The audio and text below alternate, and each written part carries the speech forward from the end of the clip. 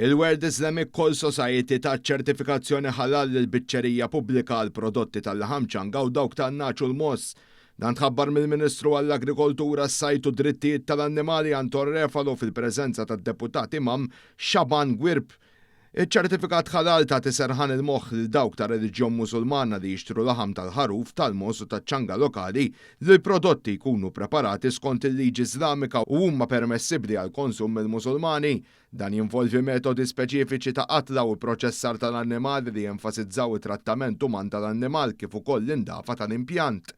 Il-Ministru Refalo spjega li permezz ta' din iċ-ċertifikazzjoni raħħala Maltin issa jistgħu jilħqu swieq ġodda kemm f'Malta kif ukoll barra, kemm lejn komunitajiet Musulmani fl-Ewropa kif ukoll fl-Afrika ta' fuq u l-Lvant Nofsani. Fl-istess ħin ukompla jgħid din l-inizjattiva torbot perfettament mal-viżjoni tal-Gvern li tirrispetta u tħaddan id-diversità. Min qalbi nixtieq nirringrazzja dawk kollha li kienu involuti sabiex il-biċċerija pubblika sedet takkwista dan iċ-ċertifikat ħalal. Fosthom naturalment il-komunità Musulmana ġo Malta, il-management tal-biċċerija u naturalment ukoll ix-xirka tan-naċ u l-mos.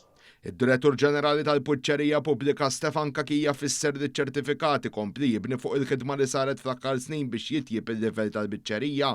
Dan iċ-ċertifikat ħalal qed juri li l-biċċerija pubblika laħqet livelli ta' kwalità illi permezz tiegħu waqt li qed tibni fuq il-kisbiet li rnexxin nagħmlu fl-aħħar snin tajna wkoll biex nofru opportunitajiet ġodda lis-settur lokali huwa qed juri rikonoxximent internazzjonali għal dak kollu li rnexxina niksbu u fl-istess ħin xprun biex inkomplu noħolqu prodotti ġodda għall klijenti tagħna f'Malta u anke barra irrispettivament mill-oriġini tagħhom kemm kulturali kif ukoll reliġjuż.